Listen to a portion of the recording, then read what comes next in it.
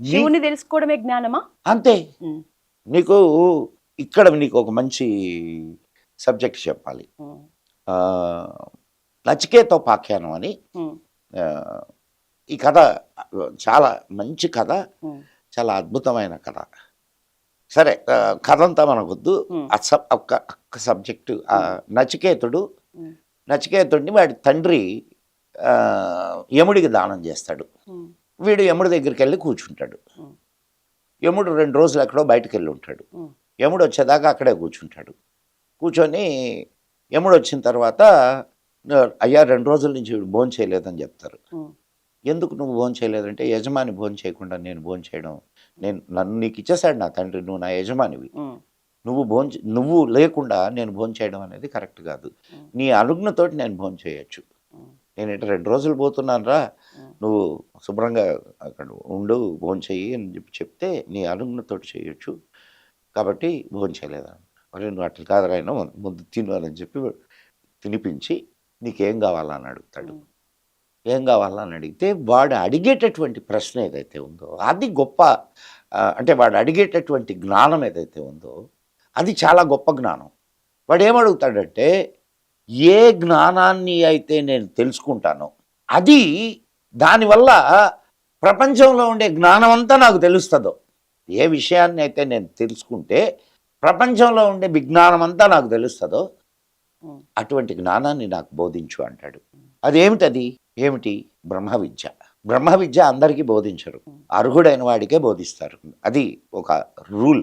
ఇప్పుడు నువ్వు అది సాధించడానికి చాలా సాధన చేయాల్సి ఉంటుంది, చాలా నీకు శారీరకమైనటువంటి ఇది చేయాల్సి ఉంటుంది, మానసికమైనటువంటి హ్మ్. ఇది చేయాల్సి ఉంటుంది.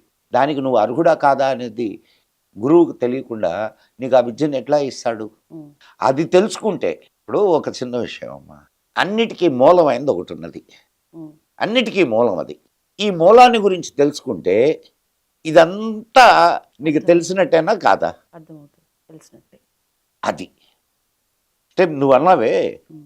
శివుని గురించి తెలుసుకుంటే అని. జ్ఞానం మొత్తం వచ్చినట్టేనా? మరి మూలాన్ని నువ్వు తెలుసుకుంటే, సత్యాన్ని నువ్వు తెలుసుకుంటే ఇదంతా కూడా అర్థమైతుంది. నీకు తెలుస్తుంది.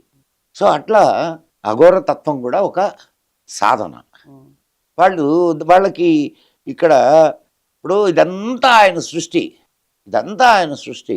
ఆయన సృష్టిలో నిషిద్ధమైనది ఏముంటుంది? అందుకని మనం నిషిద్ధం అనుకునేటటువంటి వస్తువులన్నింటినీ కూడా వాళ్ళు తింటారు. ఏది ఘోరం కాదు. ఏది ఘోరం కాదు వాళ్ళకి. వాళ్ళే సో వాళ్ళ ఇప్పుడు రుచీనాం వైచిత్యాదృజు కుటిల నానాపదజుషాం నృణామేకో గమ్యస్త్వమసి పైసామర్ణవైవ. ఇది పుష్పదంతుడి ఆ, పదాలు. పద్య, ఆయన రాసిన హ్మ్. శ్లోకాల్లో ఒకటి. అంటే నదులు వక్రాలుగా కనిపించినా అవక్రాలుగా కనిపించినా హ్మ్. ఓ సర్వేశ్వర, ఆ సముద్రాన్ని ఎట్లయితే చేరతాయో నదులన్నీ నదీనాం సాగరో గతికి అంతే. కదా. సముద్రంలో కలవాలి. అవి ఎట్ట వంకలుగా వంక టెంకరగా పోని, మురికి కానీ చక్కగా ఏం కానీ అవి ఇవన్నీ చేరేది చివరికి. సో అన్ని దారులు, నువ్వు ఏ దారిలో ప్రయత్నించినా ఆ దారులన్నీ చివరకు చేరేది ఆ పరమాత్ముని గురించే, పరమాత్ముడిని చేరుకోవడమే. ఇప్పుడు నీ రైట్, అంటే మధ్యలో కొంచెం అటు ఇటు వెళ్ళాం అయినా విల్ కమ్ బ్యాక్. ఇప్పుడు నువ్వు అక్కడ మునిగితే హ్మ్. ఇప్పుడు అసలైన విషయం తెలిసిందా నీకు? హ్మ్. ఇప్పుడు నువ్వు అక్కడ వెళ్తే ఏం నేర్చుకోవాలా చెప్పమ్మా? నువ్వు అక్కడికి వెళ్ళావు, హ్మ్. ఏది కుంభమేళాకి వెళ్ళావు, లేదా ఇంకొక పుష్కరానికి వెళ్ళావు, ఏం నేర్చుకోవాలా? కొత్త విషయాలు నేర్చుకోవాలి. నేర్చుకోవాలా? ఎవరిని కలుసుకోవాలా? ఆధ్యాత్మికవేత్తల్ని అక్కడ కొత్త విషయాలు ఉన్నటువంటి చెప్పగలిగే అక్కడ వాళ్ళని. అక్కడ అక్కడ వాళ్ళు శిబిరాలు వేసుకొని ఉంటారు, అవును. అనేక తత్వ విషయాలని బోధిస్తూ ఉంటారు. హ్మ్. మరి అవన్నీ వదిలేసి నీళ్లలో ఒకసారి మునిగి, ఎస్ నీళ్లలో మునగడం మంచిదే, పాపాలు పోతాయా?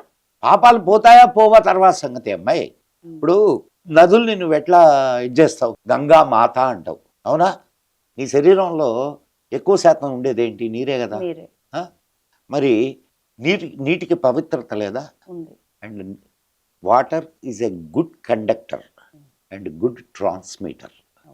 సో అంతమంది యోగులు మునులు మునిగినటువంటి ప్రదేశంలో నువ్వు కూడా మునుగుతున్నావు. హ్మ్.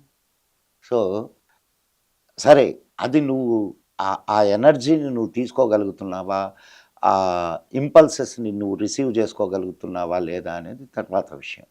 నువ్వు మునిగేటప్పుడు అన్ని కుచితాలు నీ మనసులో పెట్టుకొని మునుగుతూ పాపాలు బొమ్మంటే ఎక్కడ పోతాయి? నిజంగా నేను మునుగుతున్నాను, నా పాపాలన్నీ ప్రక్షాళన జరుగుతాయి అని చెప్పి నువ్వు కానీ త్రికరణ శుద్ధిగా నమ్మి మునిగితే పోతాయి. కారణం ఏమిటి? నీ మానసిక స్థితి.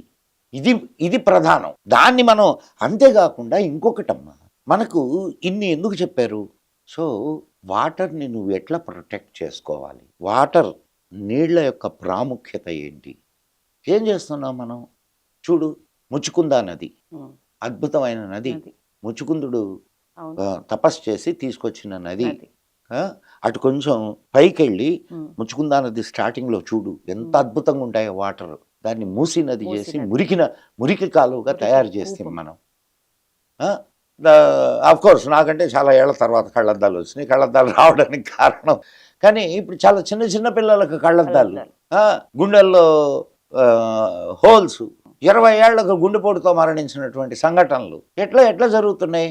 కారణం ఏమిటి అని అంటే, నువ్వు ప్రకృతికి విరుద్ధంగా, అంటే ఆ కుర్రాడే చేశాడని కాదు, కుర్రాడికి ఏం తెలుసు, వాడికి ఏం తెలియదు, కానీ మనం అంతా కలిసి చేస్తున్నది వాడికి తగులుతోంది, మనకు తగులుద్ది. కాబట్టి ప్రకృతిని గౌరవించడం అనేది కూడా ఈ కుంభమేళాకు సంబంధించినటువంటి దాంట్లో ఒక భాగం. నీటిని కాపాడుకో అని చెప్పి మనకు నీటి యొక్క పవిత్రత, నీటి యొక్క విలువ